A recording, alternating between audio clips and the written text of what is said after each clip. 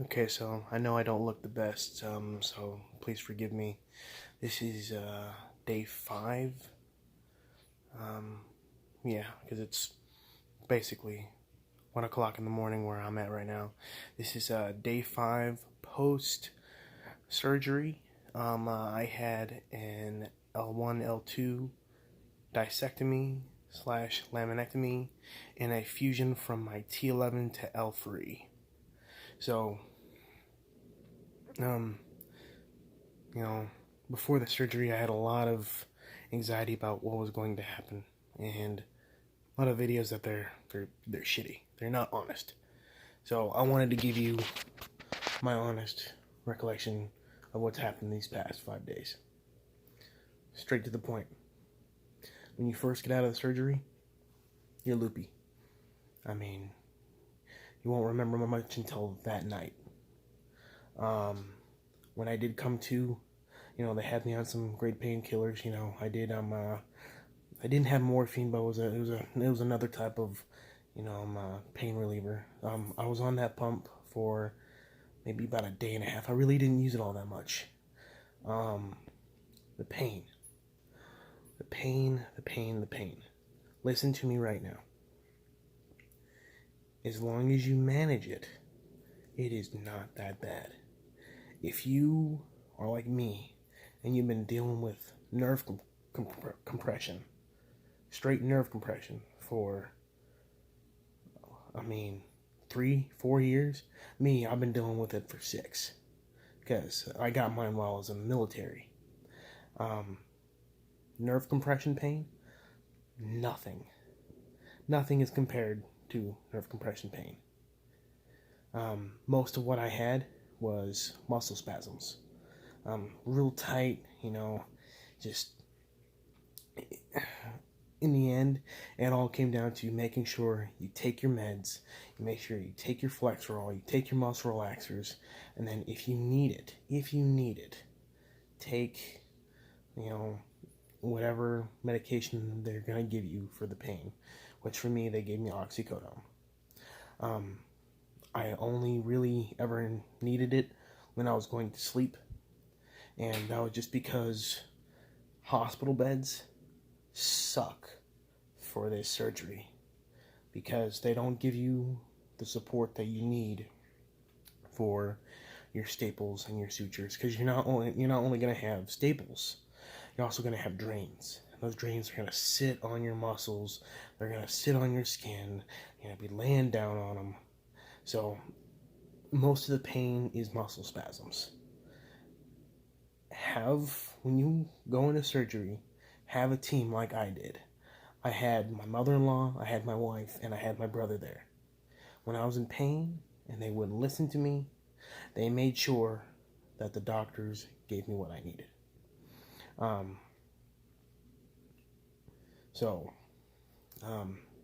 Day 1, day 2, you're pretty much, you're getting off the pump pretty much, and you're learning to feel and deal with that pain.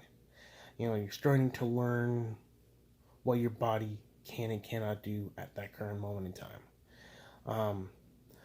Because I had, so there's a sac that goes around your spinal cord.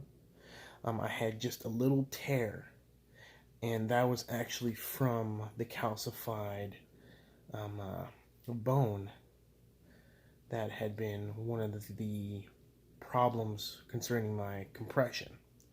It had actually made a small little tear in that sac, and that was actually the reason why I was getting headaches a week beforehand. It's because my spinal fluid was leaking just a little bit.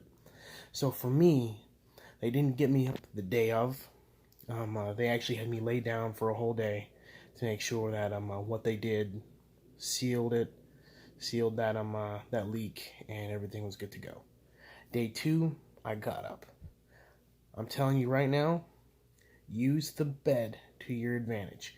Lean that puppy as far up as you are able to go, because I'm telling you, that first time you sit up, it is going to be a pain in the ass. But that is the probably the hardest thing about this whole journey is sitting up out of bed. Standing up, it hurts a little bit, but as long as you know how to do proper squats, and you push your body to where it's comfortable for you, the minute that you stand up, man, you're golden. I was walking my ass off the entire time that I was in the hospital. I was in the hospital for 4 days. I walked everywhere. I was able to sit down on the toilet by myself, stand up on the toilet by myself. Right now, I have no one here with me. Wife's in bed, brother's in bed. I am self-sufficient day 4. I got no issues going on whatsoever. I had my medication this morning. I drove from the hospital. My hospital's 2 hours away. And like I said, pain management. He took the bump slow because my brother was driving, and I didn't have to take pain medication until after I woke up from my nap. I will say, sleeping, you are not going to get a good sleep at all while you're in the hospital, because that bed, it sucks for your back. They're always coming in checking your vitals. But I will say, that first night, and ask your doctor this beforehand, because I asked mine and he said it was okay. Sleeping on your side is a godsend. I had a 4-hour nap, a couple hours ago, and that was probably the best sleep I've had in the last 4 days. The points to take away from this: the pain, it is manageable. It is not going to kill you. These other yahoos and all these other videos that you see about them saying, oh, I was at a 10 the whole time. I couldn't stand it. I couldn't take it. I was taking Percocet every 2 hours. If you've been living with this, like I've been living with this, for as long as I've been living with it, not even, bud. The highest I think I was pain-wise on a scale of 1 to 10 the entire time was probably about a 9. And that was around the hump. Because you do have a hump. It's around from day 2 into day 3. That's about the hump. That was the hump for me anyways. And like I said, it's all about pain management, making sure your doctors stay on top of you. When you need that oxycodone, take it. Take it. Like these other videos, don't listen to these yahoos telling you that it's going to be, one of the most horrible things you do. I do not regret anything that's going on with my body right now. Yeah, in a little bit of discomfort. I'm taking muscle relaxers right now for my back. They gave me Flexerol and Methocarbamol, and they do the trick. But the amount of pain that I was in and going through every single day was to the point where, until I got this surgery, I did not want to have children with my wife. It was to the point where I thought I was never going to have a normal life ever again. It was amazing standing up and not feeling any pain. And no, don't get me wrong, there was pain, but there wasn't the nerve pain. And if you know nerve pain, you know what I'm talking about when I say it is breathtaking. It kicks your ass, and it makes you not want to do anything in this world. Stuck on the couch, I'm done. I go to work, I go home, I go to sleep. That's it. You do nothing else. Gym, forget about it. Standing up in the hospital for the first time, and yeah, I had muscle spasms. It was sore, it was creaky, but I could stand. I could walk. And that pain, that shooting pain, that that pain that makes you just want to, for lack of better words, throw up on the floor as you're doing it. It was gone. So, being day 5, I still have a long ways to go. But for me, personally, day 5, this is the best decision I ever made, because I'm already day 5 and I'm happier, I'm ecstatic, I'm emotional. My wife's happier, my family's happier. And if you're going through what I went through, don't second guess yourself. Just get it. Get a good surgeon. Make sure he knows what he's doing. And get it done. Because this is my first surgery that I've ever had. Ever.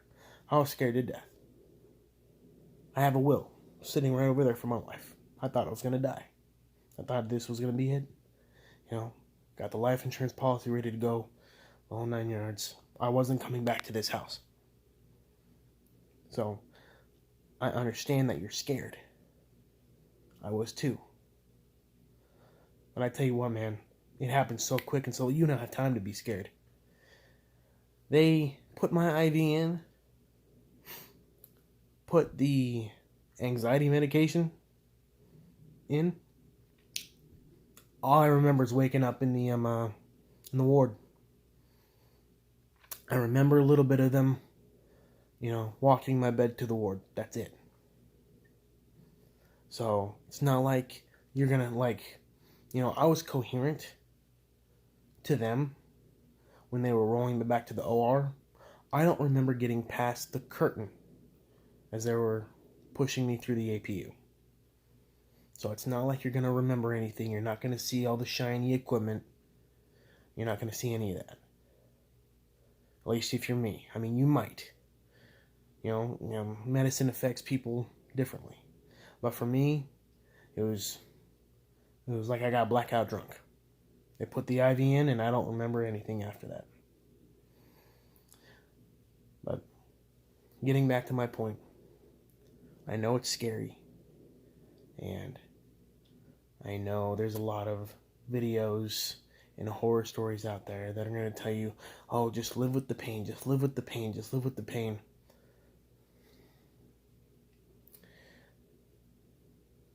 If you cannot function in your life because of that pain,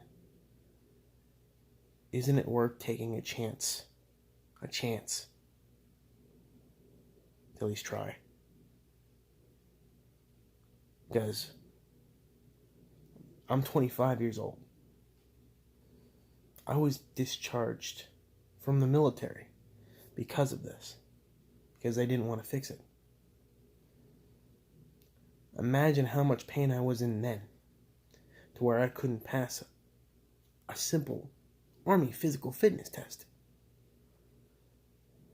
I mean, I was gearing up to do great things. I had a life and a plan. I had all that ahead of me. I couldn't pass a simple physical standards test. Imagine how I felt then.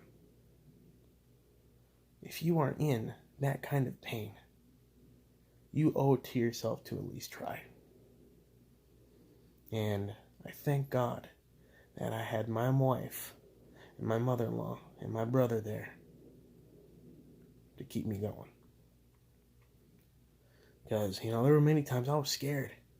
My surgery actually got postponed because they told me that I could take some medication, and really I wasn't able to actually take that medication.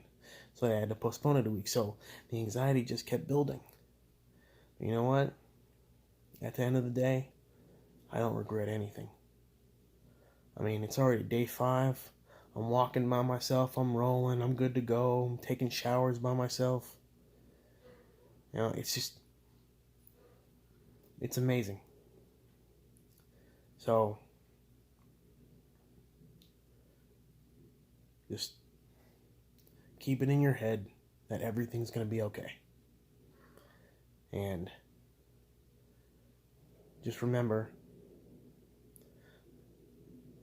those videos that you see from the past and all those negative reviews, that's from medicine from the early 2000s. This is 2019. They're doing back surgeries like it's the back of their hand. They could slit you open with their eyes closed, take out all the important organs, and leave nothing else but what you don't need.